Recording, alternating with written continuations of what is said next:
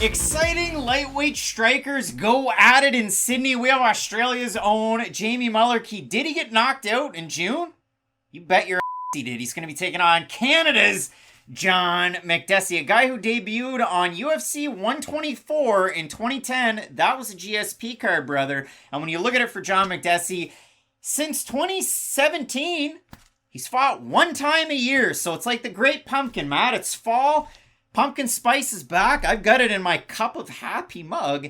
And John Makdessi's going to fight for his first time this year. Makdessi's last time out, lost on all three judges' scorecards, all three rounds, against Nasrat Haqparast. And if you look at it for Makdessi, it's been more wins than losses in the UFC since that 2010 debut, to the tune of an 11-8 run. The scary part for Makdessi is he had a fight of the night way back when against Ross Pearson. He's going to have to stare that man in the eyes this week because Pearson's Jamie Mullarkey's head coach. But when you look at it for Makdessi, you remember him for that highlight. You remember him for the low light of a spinning wheel kick knockout against Landon. You remember him for his win when he's coming off major knee surgery against Ignacio Bahamondes, where he poured it on. I know that's a split decision win for Makdessi, but if you go back and watch that fight, he crashes the distance and lands against the taller, bigger, rangier striker. And when you consider a fight like this, Matt, the question is, why can't Makdessi do that against Mullarkey? I don't have a great answer. For Makdessi, he's kind of like a Nasrat Haqparast in the fact that he used to train at TriStar.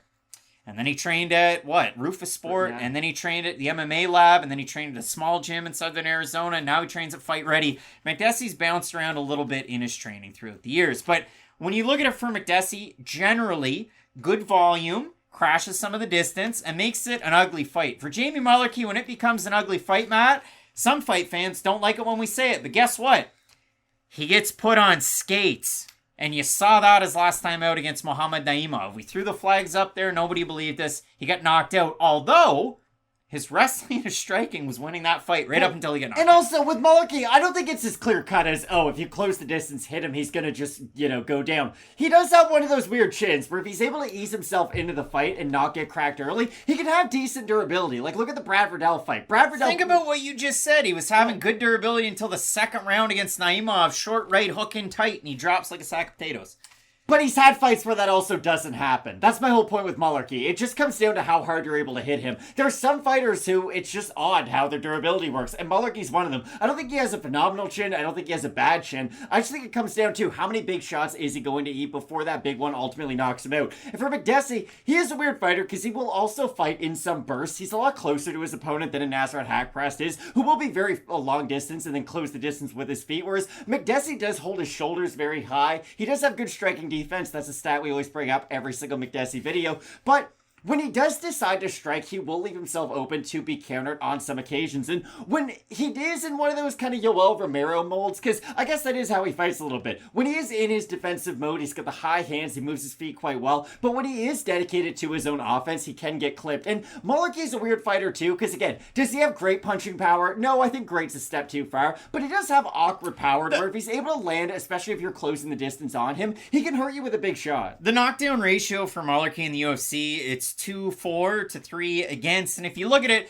debuts against Brad Riddell, it was a fight of the night. Mullarkey worked in his wrestling in the last 51 seconds. He gets put on skates, and then he continues on. He had that fight against Fares Ziam where he's working a lot of the wrestling, and I think that could be an X factor for Mullarkey in this matchup. He's had more than 3 takedowns against Naimov, Prado, Riddell, and then the 5 takedowns against Fares Ziam. And that was a big thing when he was taking on a shorter striker in Francisco Prado back earlier on this year in Australia. You look at Mullarkey, goes over to the States in front of tens of fans in the Apex against Naimov. Mullarkey's a -435 favorite. Naimov, 5'9", 70-inch reach. Kind of similar to John Makdessi in ways. And if you look at it, Mullarkey utilizing the wrestling, good striking, and then when he goes to close the distance, drop his hands and go in for a double leg, he left his head out, no defense. Right hand from Naimov, and he drops, and it's over. So if you look at it for Jamie Mullarkey, some awesome wins in the UFC. We think of the Kama Worthy fight. We think of the Devontae Smith fight.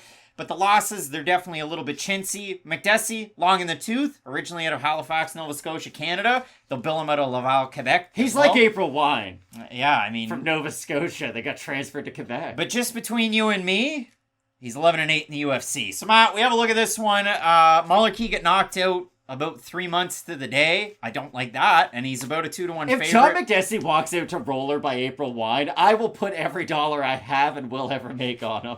That's how excited I would be. You'll be like Jake Hager. I got a phoner. We have a look at the Topology votes, Matt. Surprise dust there to you. I'm going to say over under 80% Mullarkey.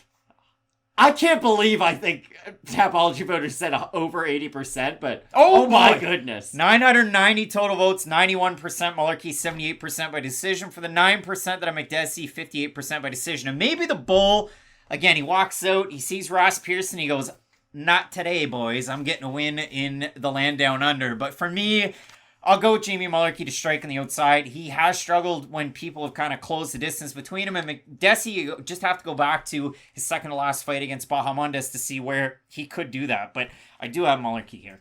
I've also got Jamie Mullarkey. Again, I think it would be awesome if John Makdessi walked out to April wine. It'd be really cool. But I do think Mullarkey can have more success in those medium range exchanges because Makdessi is much more of a puncher than he is a kicker. He will throw kicks, don't get me wrong, but a lot of his success will be once he's able to get into that distance and start using his own boxing combinations. I just think Mullarkey's going to be able to at least meet his volume, if not exceed it. We even saw the older fellow Michael Johnson rock and drop Jamie Mullarkey. Maybe John Makdessi's able to do that, but both of us Canadians going with a Commonwealth member. That's a stretch. And Jamie Mullarkey to get the win. Let us know down below in the comments section who you have. Some big-time fights, including Jack Jenkins taking on Chepe Mariscal in our next matchup. You're not going to want to miss it. Keep it locked in with Fight Night Picks. We always say, let's get into it.